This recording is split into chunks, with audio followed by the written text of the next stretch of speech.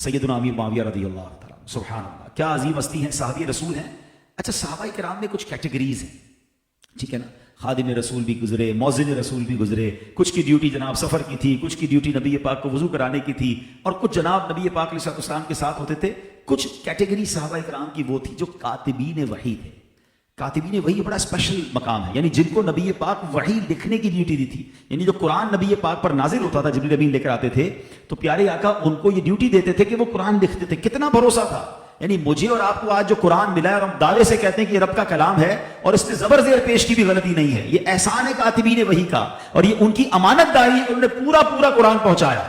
تو نبی پاک نے جن پر اتنا بھروسہ کیا، ان میں سے ایک صحابی حضرت سیدنا امیر معاویہ رضی اللہ تعالیٰ عنہ، جن پر نبی پاک بھروسہ کریں تو ان کے بارے میں تو کبھی بھی کوئی بات ایسی ذہن میں نہیں آنی چاہیے۔ ہاں، ایک اور میں آپ کو تھوڑا سا سینیریو سمجھا دیتا ہوں تاکہ آئندہ کنفیوژن نہیں ہوگا۔ حضرت امیر معاویہ رضی اللہ تعالیٰ کو بہت زیادہ بعض اوقات معاذ اللہ غلط کرتے ہیں، کرٹیسائز کرنے والے یزید کی وجہ سے کرٹیسائز کرتے ہیں کہ یزید بڑا پلید تھا، اس نے کربلا والوں پر بہت ظلم ڈھایا۔ ہم بھی کہتے ہیں وہ پلید تھا، ابھی تو سزا اس کو ملنی ہے، لیکن کسی کی اولاد کی وجہ سے کسی کو کرٹیسائز یا کسی کو برا بھلا نہیں کہا جا سکتا۔ اگر یہ فارمولہ مان لیا جائے تو حضرت آدم کا بیٹا ہی تو قابیل تھا نا، جس نے اپنے بھائی کو قتل کیا، ٹھیک ہے، تو کیا معاذ اللہ بیٹا قاتل ہے اس لیے باپ کو برا کہیں گے؟ اگر حضرت آدم کو برا کہیں گے تو ایمان سے ہی چلے جائیں گے، وہ تو اللہ کے نبی ہیں۔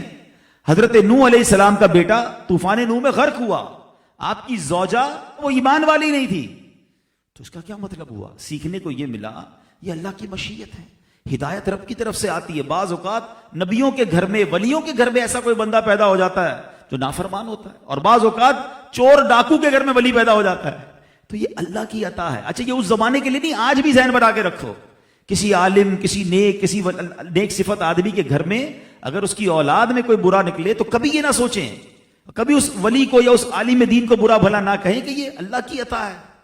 بھائی باپ تو کوشش ہی کر سکتا ہے نا، ہدایت تو رب نے دینی ہے، نہیں ہے نصیب میں اس کے، تو ہم گناہگار ہوتے ہیں کسی کے بارے میں برا بھلا کہہ کر اولاد کی وجہ سے۔ اور اب ایک اور بات بتاؤں، بعض اوقات جو بندہ کسی کو کسی برائی پر جو اس کی برائی نہیں ہے اس کے بارے میں کرٹیسائز کرتا ہے نا، تو کہتے ہیں نا پھر دنیا میں اس کو بھی دکھا دیا جاتا ہے، کہیں آپ اپنی اولاد میں پریشان نہ ہو جائیں۔ اللہ پاک سب کی اولاد کو نیک بنائے، ہماری مغفرت کا ذریعہ بنائے۔ تو حضرت امیر معاویہ رضی اللہ تعالیٰ کو تو یہ عالم تھا عشق رسول اور خوف خدا کا کہ آپ نے ایک وصیت کی تھی۔ آپ کے پاس نبی پاک علیہ السلام کے ناخن مبارک بھی تھے، منہ مبارک بھی تھے، تو آپ نے وصیت کی کہ جب میرا آخری وقت آئے، میرا انتقال ہو جائے، تو میری آنکھوں پر اور سجدے کی پیشانی وغیرہ پر، اعضائے سجدہ پر یہ تبرکات رکھ دینا اور مجھے کفن میں ڈال دینا، کفن میں یہ رکھ دینا اور مجھے قبر میں ارحم الراحمین کے سپرد کر دینا۔ تو صحابہ کرام بھی تبرکات لے کر قبر میں جاتے تھے۔ اس سے یہ بھی سیکھنے کو ملا کہ تبرکات ماشاءاللہ بڑی برکت والی چیز ہے۔